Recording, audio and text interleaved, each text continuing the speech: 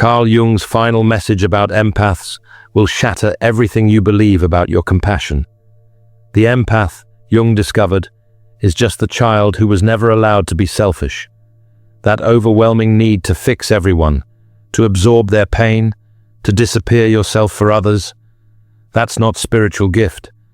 That's survival programming from a childhood where your needs were too much, your feelings too loud, your very existence conditional on serving others. But here's what makes Jung's insight revolutionary. He didn't see empaths as broken. He saw them as halfway through what he called individuation, the psychological journey toward wholeness. You already know this deep down. You've always sensed that your empathy came with a cost you couldn't name. Jung wrote, "The privilege of a lifetime is to become who you truly are." But you've always felt that who you truly are was never allowed to exist, that your authentic self was sacrificed to keep others comfortable. By the end of this journey, you'll understand why your sensitivity feels like both a gift and a burden. You'll recognize the psychological patterns that turned your natural empathy into a survival strategy. And most importantly, you'll discover Jung's path to what I call sacred selfishness, the healthy boundaries that transform empathy from compulsion into conscious choice. This isn't about becoming less caring. It's about reclaiming the right to care for yourself with the same intensity you've always cared for others. Jung understood something that most people miss about empathic development. What we call empathy in adults often begins as what I call emotional hypervigilance in childhood, a survival mechanism that develops when a child's safety depends on constantly monitoring the emotional states of their caregivers. Think about this pattern: the child who learns to read their parent's moods before the parent even speaks. The little one who becomes the family emotional barometer, always sensing storms before they hit. The kid who learns that their own needs create tension, but anticipating others' needs creates safety. Jung called this premature ego adaptation. When children develop sophisticated psychological skills, not from healthy development, but from necessity. Your nervous system became a seismograph for danger, attuned to every emotional tree.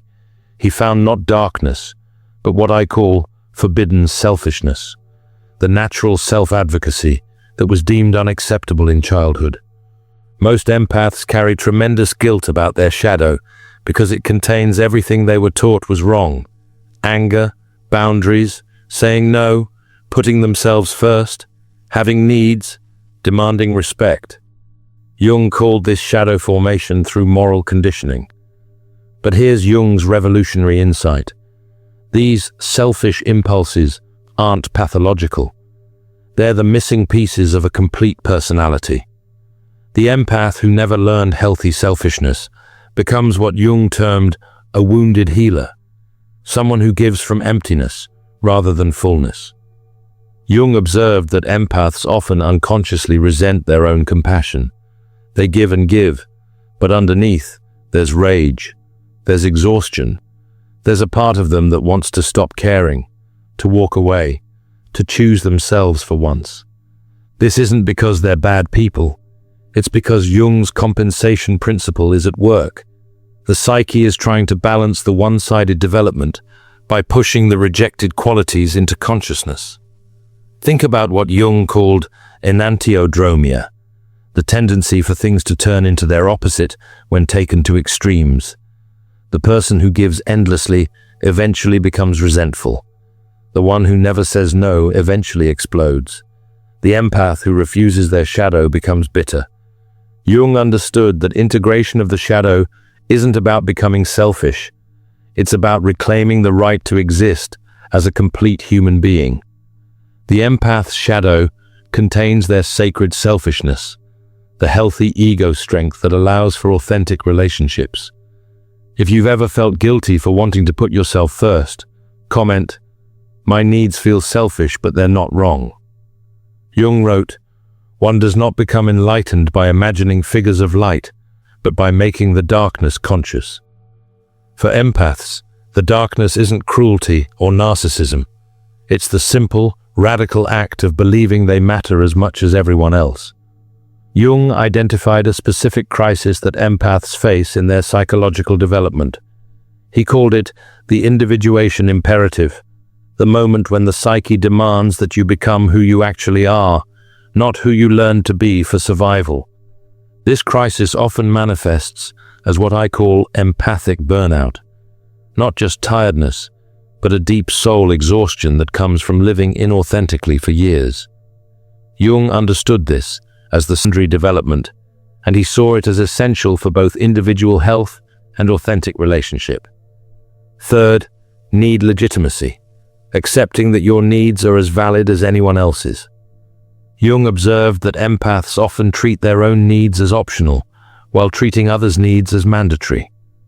Jung discovered that empaths who develop sacred selfishness actually become more helpful, not less. They give from choice rather than compulsion, from fullness rather than emptiness, from strength rather than weakness. This creates what Jung called differentiated love, the capacity to care for others without losing yourself in the process. You can feel compassion without absorbing pain. You can offer support without taking responsibility. You can love without disappearing. Jung understood that the highest form of service comes from individuals who have done their own psychological work. The person who has reclaimed their sacred selfishness offers the world their authentic presence rather than their people-pleasing performance. If you've learned that taking care of yourself makes you a better helper to others, comment, "I give from overflow, not emptiness." Jung wrote, "The most terrifying thing is to accept oneself completely." For empaths, this includes accepting the parts of themselves that want recognition, rest, reciprocity, and respect, all the things they were taught were selfish to want. Jung made a profound observation about what happens to empaths' relationships when they begin practicing sacred selfishness. He called it relational recalibration, the process where relationships either deepen through mutual authenticity or end because they were based on the empath's self-abandonment. The empaths who begin setting boundaries often discover something shocking. Many of their relationships were built on what Jung called projective identification. People weren't relating to them as individuals. They were relating to them as functions, the caretaker, the listener, the problem solver. Jung observed that when empaths stop playing these functional roles, some people experience what I call supply withdrawal. They become angry, manipulative, or accusatory because their emotional needs are no longer being automatically met. But Jung also documented something beautiful. The relationships that survive this transformation become what he called authentic encounters. Instead of one person giving and one receiving, both individuals meet as equals, each responsible for their own emotional well-being. Jung wrote, "The meeting of two personalities is like the contact of two chemical substances. If there is any reaction, both are transformed." But true meeting can only happen between individuated people, those who know where they end and others begin. This is why Jung emphasized that empaths must learn what I call relational selectivity. Not everyone deserves access to your empathy. Not every person who asks for help is ready to receive it. Not every relationship that feels familiar is healthy. Jung understood that empaths often confuse intensity with intimacy, need with love, and drama with depth. Learning to recognize the difference requires developing what Jung called psychological discernment, the ability to see people as they are rather than as you wish they were. The individuated empath attracts different people than the self-abandoning empath. They draw those who are also doing their own psychological work, rather than those looking for someone to do it for them. Jung observed that this shift can feel lonely at first, because the empath is breaking generational patterns of codependency. But it ultimately leads to what he called authentic belonging, relationships based on mutual respect rather than mutual need. If you've noticed that setting boundaries changed who wants to be around you, comment, "I attracted my equals when I stopped accepting less." Jung's wisdom here is clear. You cannot have authentic relationships until you become an authentic person. And becoming authentic requires embracing your sacred selfishness.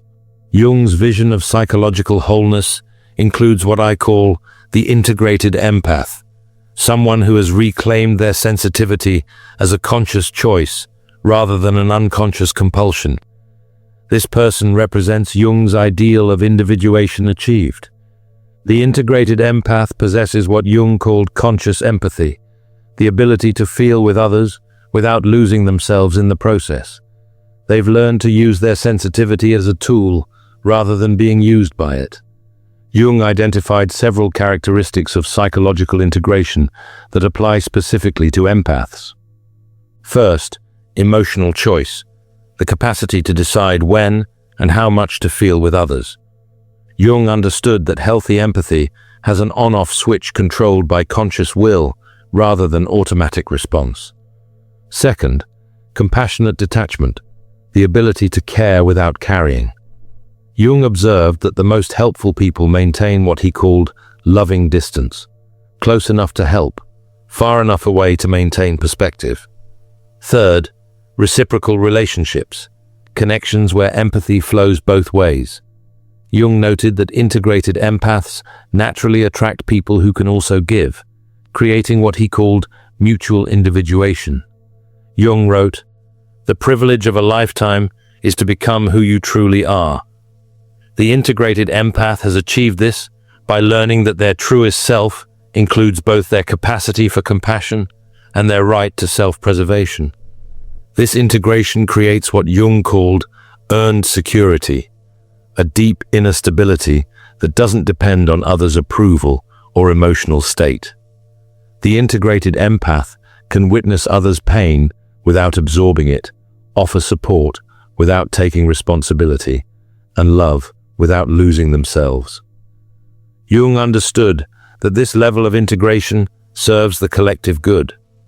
Integrated empaths model healthy boundaries, authentic relationships, and conscious compassion. They show others that it's possible to be sensitive without being self-destructive. The journey from unconscious empathy to conscious empathy is what Jung called the hero's journey of the psyche. It requires facing the shadow, integrating the opposites, and choosing wholeness over approval. If you've learned to help others without hurting yourself, comment, "I'm a conscious empath now." Jung's final insight about empaths is this: your sensitivity is indeed a gift, but only when it's offered from a place of choice rather than compulsion, strength rather than weakness, wholeness rather than woundedness. Jung's most profound discovery about empaths centers on what I call the freedom realization, the moment when you understand that your empathy was never about other people. It was about you trying to feel safe in an unpredictable world. Jung wrote, "Everything that irritates us about others can lead us to an understanding of ourselves." The empath's journey reveals that their hyper-responsibility for others was actually an attempt to control their environment, to prevent the emotional chaos they experienced in childhood. This realization can be both liberating and terrifying. It means recognizing that much of what you called love was actually psychological management, unconscious strategies to keep people calm, happy, and stable so you could feel secure. But Jung discovered something liberating about this realization. Once you understand that your empathy was a survival strategy, you can choose to keep it or transform it. You're no longer controlled by unconscious programming. You become what Jung called the author of your own psychological story. This freedom creates what I call authentic empathy, sensitivity that comes from love rather than fear, choice rather than compulsion, strength rather than vulnerability. The integrated empath feels with others because they want to, not because they have to.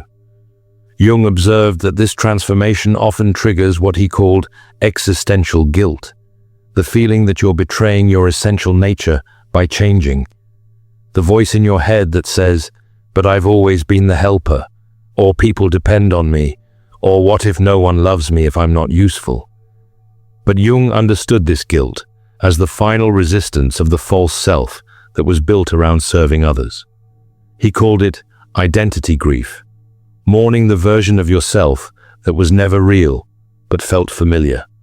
Jung also identified what he called the freedom paradox, the discovery that having the choice to help makes helping more meaningful, not less. When empathy becomes voluntary rather than compulsive, it transforms from burden to gift. The truth Jung revealed is this: you were never meant to be an emotional caretaker for the world. You were meant to be a conscious individual who chooses when and how to offer your gifts. Your empathy was supposed to be a superpower, not a burden. Jung wrote, "The most terrifying thing is to accept oneself completely." For empaths, this includes accepting that they have the right to exist without constantly proving their worth through service to others. This acceptance creates what Jung called psychological sovereignty, the recognition that you are the ultimate authority on your own experience. No one else can tell you what you should feel, what you should give, or who you should be. Jung observed that empaths who achieve this sovereignty often go through what he called the reparenting phase, learning to give themselves the unconditional acceptance they never received as children. They learn to speak to themselves with kindness, to prioritize their own needs, and to celebrate their own achievements.